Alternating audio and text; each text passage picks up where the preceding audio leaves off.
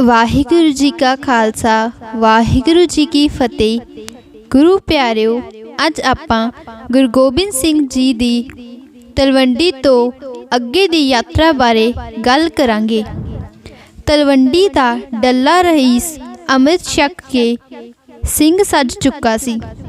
गुरु जी वल्लों इस नूं ते इस दे साथी विराट सिखां नूं नाल चलण वास्ते कहा, पर दूर देश विच जान तो इनकारी सन। इत्थे भाई भगतू जी दी संतान दे भाई अभय राम ते इन्हां दे कुछ दीवाने सिख सेवक भी सन। ओह भी मुक्कर बैठे। कुछ रात नूं ते कुछ प्रभात नूं खिसक गए, पर डल्ला सिंह अजे गया नहीं सी। इस नूं कई राजनीतिक भेदां दा ज्ञान कराया। जिस मकसद नूं जा रहे हाँ ओदी सफलता होई नाल ही तुसीं निडर हो के वसदे रहोगे। उपरंत समा भी दूर नहीं जो इस देश दा राज करना तेरे भागां विच होवे। पर देश अते परिवार दे मोह विच वसे डल्ला सिंह ने योग उत्तर भी ना दिता। तलवंडी तो चल के गुरु जी ने पहला मुकाम 7 कोहां उत्ते क्योल पिंड जाके किता, जिथे हुण यादगारी गुरुद्वारा है। इथों दूजी पल के चल के मारवाड़ इलाके दे चोरजी ग्राम आए उतरे। इत्थे दुपहरे कट्टिया, फिर 8 कोहां उत्ते झंडे पिंड मुकाम किता। सवेर नूं सवार होए ते 12 कोह उत्ते सरसा विच आन रहे, जिथे कि हुण बहुत भारी यादगारी गुरुद्वारा है। इस सारे सफ़र विच भाई साहिब बागड़ियां दे वडेरे परम सिंह धर्म सिंह जी नालों नाल रहे। सरसा आके इन्हां ने बहुत उच्चे पावियां दा पलंग तैयार किया। इस उत्ते खलो के गुरु जी ने देखा तां बहुत दूर दूर तक खुला देश दिखाई दिता।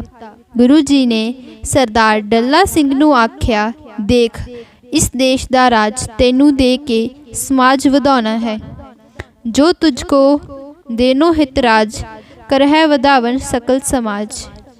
पर डल्ले ने मुरझाए मन नाल आख्या, जदों चलदे जावांगे देख लवांगे। ऐसा सुन के गुरु जी चुप रहे। डल्ले दा नस जाना। गुरु गोबिंद सिंह रात वेले इत्थे पलंग उत्ते बिराज होए सन। तद राम सिंह ते फतेह सिंह दोहां भरावां ने घर जाण नूं आग्या चाही कि फतेह सिंह नूं छड्ड के राम सिंह मैं वापस आ जावांगा। तद गुरु जी ने मंजूर ना किता ते नाले चलण नूं कहा। हुण प्रशादा शक जदों विराज गए तां डल्ला सिंह ने गुरु बख्शिश जो कि 2000 दे सोने दे कड़ियां दी जोड़ी ते एक खंडा सी, गुरु जी पास उन्हां दे सराहने ही नमस्कार करदियां होयां रख दिती ते मगरों खिसक गया। तां इस नूं ऐसा करदा देख के एक घरबारी ते दरबारी सिंह अते राम सिंह फतेह सिंह भी चले गए। सवेरे प्रभात वेले गुरु जी ने डल्ला सिंह नूं आवाज़ दे के बुलाया तां दूर बैठे एक बेनकाब फकीर ने आख्या, महाराज ओह कपटी सन, नाल नहीं निभ सके। ओह रात नूं ही चले गए सन। इत्थे हुण केवल अल्लाह ही बाकी है। डल्ला कहा निमल्ला मल्ला कह रहे हो एक अल्लाह ही अल्लाह। गुरु साहिब ने सुन के फरमाया, जो सूरज प्रकाश विच ऐसा लिखिया है, सुन गुर कहियो जावे डल्ला आपे भाग्यो ओह थरथल्ला। यह थां सरसे तो 30 मील हेठां ते हुण इत्थे भी यादगारी गुरुद्वारा है। ब्राह्मण जोतशी नूं निहाल किता। नौहर नगर विच जिथे गुरु जी बैठे सन, एक जोतशी ने आके दर्शन कीते ते अपने विद्या संबंधी गल्लां सुनाइयां। गुरु साहिब नूं जिस वेले मिलिया सी उस ਲਗਨ ਮਹੂਰਤ ਉੱਤੇ ਵਿਚਾਰ ਕਰਨ ਪਿੱਛੋਂ ਉਸ ਕਿਹਾ, ਮਹਾਰਾਜ, ਆਪ ਜਿਸ ਖਿਆਲ ਨਾਲ ਬਾਦਸ਼ਾਹ ਪਾਸ ਦੱਖਣ ਨੂੰ ਜਾ ਰਹੇ ਹੋ, ਮੇਰਾ ਹਿਸਾਬ ਦੱਸਦਾ ਹੈ ਕਿ ਆਪ ਦੀ ਮੁਲਾਕਾਤ ਨਹੀਂ ਹੋ ਸਕੇਗੀ। ਆਪ ਦੇ ਉੱਥੇ ਪਹੁੰਚਣ ਤੋਂ ਪਹਿਲਾਂ ਹੀ ਉਸ ਦੀ ਮੌਤ ਹੈ ਤੇ ਉਸ ਦੇ ਪੁੱਤਰ ਨੇ ਆਪ ਦੀ ਸ਼ਰਨ ਪ੍ਰਾਪਤ ਕਰਨੀ ਹੈ। ਐਸਾ ਸੁਣ ਕੇ ਮਹਾਰਾਜ ਮੁਸਕਰਾਏ, ਉਸ ਦੀ ਵਿਦਿਆ ਵਿਚਾਰੀ ਦੀ ਸ਼ਲਾਘਾ ਕੀਤੀ ਤੇ ਕਿਰਪਾ ਦ੍ਰਿਸ਼ਟੀ ਦੇ ਕੇ ਨਿਹਾਲ ਕੀਤਾ। ਇਸ ਵੇਲੇ ਇਸ ਜੋਤਸ਼ੀ ਨੇ ਵੀ ਆਪਣੇ ਆਪ ਵਿੱਚ ਅਲੌਕਿਕ ਇੱਕ ਰਸ ਆਇਆ ਅਨੁਭਵ ਕੀਤਾ ਤੇ ਆਖਿਆ, ਮਹਾਰਾਜ, ਮੈਨੂੰ ਇੱਕ ਪਲ ਮਾਤਰ ਦਰਸ਼ਨ ਨਾਲ ਨਿਹਾਲ ਕਰ ਦਿੱਤਾ ਹੈ। ਜਿੱਥੇ ਆਪ ਮਹੀਨਾ ਜਾਂ ਸਾਲ ਭਰ ਵਸਦੇ ਹੋਵੋਗੇ, ਹਜ਼ਾਰਾਂ ਨੂੰ ਸੁਮਤ ਬਖਸ਼ਦੇ ਹੋਵੋਗੇ।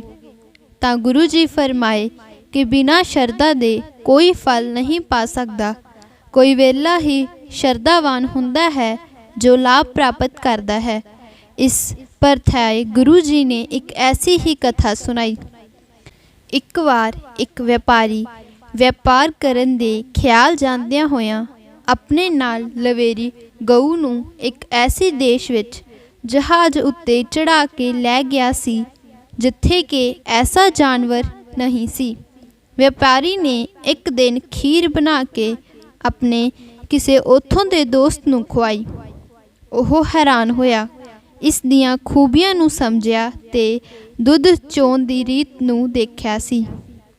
ਉਸ ਵਪਾਰੀ ਨੇ ਆਉਂਦੀ ਵੇਰ ਗਊ ਨੂੰ ਉਸ ਦੋਸਤ ਪਾਸ ਵੇਚ ਦਿੱਤਾ ਤੇ ਉਸਨੇ ਜਦੋਂ ਬਛੜਾ ਛੱਡ ਦੁੱਧ ਚੋਣ ਨੂੰ ਬੈਠਾ ਸੀ ਤਾਂ ਆਦਤ ਮੁਤਾਬਕ ਗਊ ਨੇ ਪਿਸ਼ਾਬ ਕੀਤਾ, ਜੋ ਉਸਨੇ ਇੱਕ ਢੋਲ ਵਿੱਚ ਭਰ ਕੇ ਖੀਰ ਰਿੰਨਣ ਵਾਸਤੇ ਰੱਖ ਲਿਆ। ਪਰ ਕੌੜੇ ਸਵਾਦ ਨੂੰ ਦੇਖ ਕੇ ਥੁੱਕ ਸੁੱਟਿਆ ਤੇ ਆਪਣੇ ਦੋਸਤ ਨੂੰ ਕੋਸਣ ਲੱਗਾ ਕਿ ਉਸਨੇ ਉਸਨੂੰ ਧੋਖਾ ਦਿੱਤਾ। ਬਾਅਦ ਵਿੱਚ ਕਿਸੇ ਹੋਰ ਸਿਆਣੇ ਨੇ ਉਸਨੂੰ ਅਸਲੀਅਤ ਤੋਂ ਜਾਣੂ ਕਰਾਇਆ। ਤਦ ਉਸਨੇ ਲਾਭ ਉਠਾਇਆ ਅਤੇ ਆਪਣੇ ਅਣਜਾਣ ਪੁਣੇ ਉੱਤੇ ਪਛਤਾਇਆ। ਗੁਰੂ ਜੀ ਨੇ ਫਰਮਾਇਆ, ਐਸੇ ਹੀ ਇਹ ਲੋਕ ਸਾਡੇ ਪਾਸ ਹਜ਼ਾਰਾਂ ਦੀ ਗਿਣਤੀ ਦੇ ਆਉਂਦੇ ਹਨ, ਪਰ ਵਿਰਲੇ ਹੀ ਕੋਈ ਮੁਕਤੀ ਜੁਗਤ ਅਤੇ ਗਿਆਨ ਪ੍ਰਕਾਸ਼ ਦਾ ਲਾਭ ਪਾਉਂਦੇ ਹਨ। ਪਰ ਕੁਛ ਲੋਕੀ ਮੂਤਰ ਅਧਿਕਾਰੀ ਹੀ ਹੁੰਦੇ ਹਨ। ਐਸਾ ਸੁਣ ਕੇ ਬ੍ਰਾਹਮਣ ਜੋਤਸ਼ੀ ਨੇ ਤਨ ਤਨ ਆਖਿਆ ਤੇ ਗੁਰੂ ਜੀ ਤੋਂ ਕੁਝ ਮੋਹਰਾਂ ਦੀ ਬਖਸ਼ਿਸ਼ ਪਾ ਕੇ ਚਲਾ ਗਿਆ। ਨੌਹਰ ਸ਼ਹਿਰ ਦੀ ਸੈਰ ਕੀਤੀ। ਇਸ ਜੋਤਸ਼ੀ ਬ੍ਰਾਹਮਣ ਨੂੰ ਵਿਦਾ ਕਰਨ ਪਿੱਛੋਂ ਗੁਰੂ ਸਾਹਿਬ ਨੇ ਪ੍ਰਸ਼ਾਦਾ ਛਕ ਕੁਝ ਦੇਰ ਆਰਾਮ ਕੀਤਾ। ਫਿਰ ਦਿਨ ਦੇ ਤੀਜੇ ਪਹਿਰ ਸ਼ਹਿਰ ਦੀ ਸੈਰ ਨੂੰ ਤਿਆਰ ਹੋਏ। ਗੁਰੂ ਜੀ ਨੇ ਸ਼ਸਤਰ ਬਸਤਰ ਸਜਾਏ, ਘੋੜੇ ਉੱਤੇ ਸਵਾਰ ਸਨ। ਇਸ ਵੇਲੇ ਆਪ ਨੇ ਨਾਲ ਬਾਕੀ ਦੇ ਸਾਰੇ ਪੈਦਲ ਅਤੇ ਇੱਕ ਪਾਣੀ ਦੀ ਸੁਰਾਹੀ ਵਾਲਾ ਸੇਵਕ ਆਪ ਦੇ ਪਿੱਛੇ ਪਿੱਛੇ ਜਾ ਰਿਹਾ ਸੀ। ਆਪ ਦੀ ਸ਼ਹਿਰ ਵਿੱਚ ਦਾਖਲ ਹੋਏ ਤੇ ਇੱਥੇ ਇੱਕ ਬਹੁਤ ਉੱਚਾ ਚਬੂਤਰਾ ਸੀ। ਘੋੜੇ ਤੇ ਸਵਾਰ ਹੀ ਪਹਿਲੇ ਅਹੁਦੇ ਉੱਤੇ ਜਾ ਚੜ੍ਹੇ। ਨਾਲ ਹੀ ਤੇਜ਼ੀ ਨਾਲ ਪੌੜੀਆਂ ਨੂੰ ਚੜ੍ਹਦਾ ਸੁਰਾਹੀ ਵਾਲਾ ਸੇਵਕ ਜਾ ਰਿਹਾ ਸੀ, ਜਿਸ ਦੇ ਪੈਰਾਂ ਹੇਠਾਂ ਆ ਕੇ ਇੱਕ ਕਬੂਤਰ ਦਲਿਆ ਗਿਆ ਤੇ ਲੋਕਾਂ ਨੂੰ ਦੇਖ ਕੇ ਕੁਝ ਉਚੇਰਾ ਬੋਲਣਾ ਸ਼ੁਰੂ ਕੀਤਾ। ਪਰ ਗੁਰੂ ਜੀ ਨੇ ਫਰਮਾਇਆ ਕਿ ਇਸ ਬਹਾਨੇ ਮੌਤ ਹੋਣੀ ਸੀ, ਸੋ ਹੋ ਗਈ। ਸਾਰਿਆਂ ਨੇ ਇੱਕ ਦਿਨ ਜ਼ਰੂਰ ਮਰਨਾ ਹੀ ਹੈ।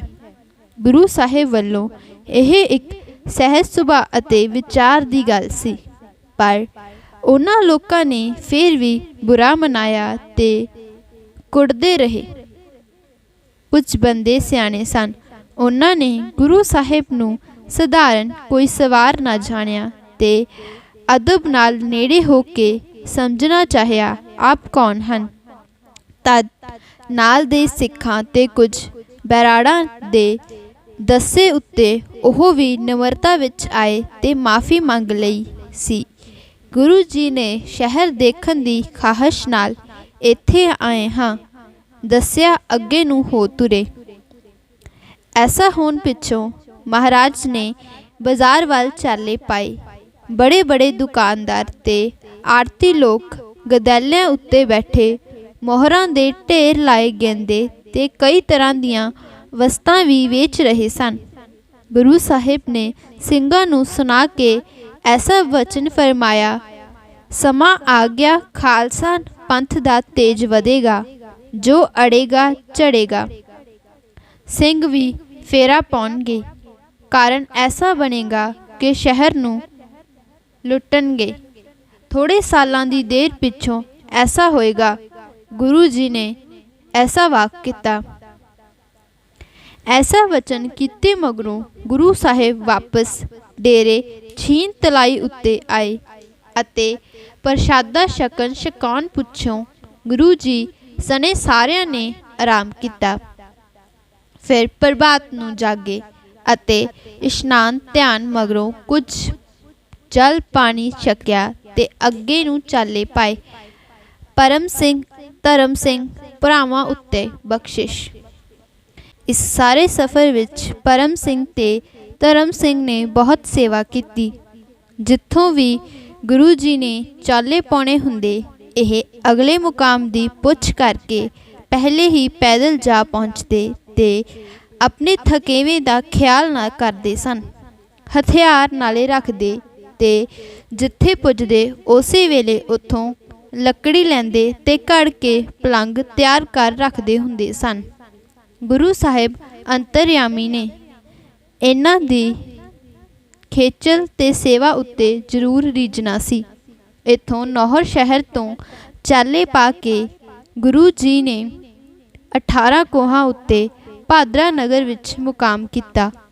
यह बहुत लम्मा सफ़र सी, पर अपड़ के देखा तां परम सिंह धर्म सिंह ने इत्थे भी आके पलंग तैयार कर रखा सी, जिस ते इन्हां दी घाल नूं सलाउंदे होइयां गुरु जी ने इन्हां नूं सवारी वास्ते 2 घोड़े अते सोहणे हथियारां दी बख्शिश की। लम्मा सफ़र कर सारे पदरे विच अपड़े सन। सारियां नूं भुख बहुत लगी हुई सी। गुरु जी ने मिष्टान लंगर तैयार दा हुक्म दिता ते घना घ्यो मिठा दिला के सबना दा थकेवा दूर करा दिता। ऐसे ही घोड़ियां ताई भी दाना नहारी दा चंगा रज कराया ते रात नूं विश्राम किया। फिर अमृत वेले जागे ते सोच इशनान मगरों चाले पा के 7 कोहां उत्ते सुहेवा अपड़ के डेरे लाए। धन धन गुरु ते धन है सिखी। सुहेवे पुज के जदों गुरु जी वास्ते परम सिंह ते धर्म सिंह ने मंजा पेश किया अते गुरु गोबिंद सिंह उत्ते सच बैठे सन, तां कुछ सिंघां ने जो परम सिंह ते धर्म सिंह दे नाल ही आया करदे ते डेरे दा पहला आके प्रबंध करदे हुंदे सन, गुरु साहिब नूं दस्सिया कि आप दी दित्ती बख्शिश शस्त्रां नूं इन्हां ने शरीर उत्ते धारण नहीं किया, सगों पोटली बन के सिर उत्ते चुक लियाए ते इसे तरह घोड़ियां उत्ते भी सवारी नहीं की ते वागा फड़े खाली तोरदे लियाए। गल हैरानी दी सी ते गुरु जी ने इन्हां तो कारण पुछदियां होइयां फरमाया कि असां तां तुहानूं थकेवें तो बचाउण हित घोड़ सवारी लई दिते सन, पर तुसीं ऐसा क्यों कीता है।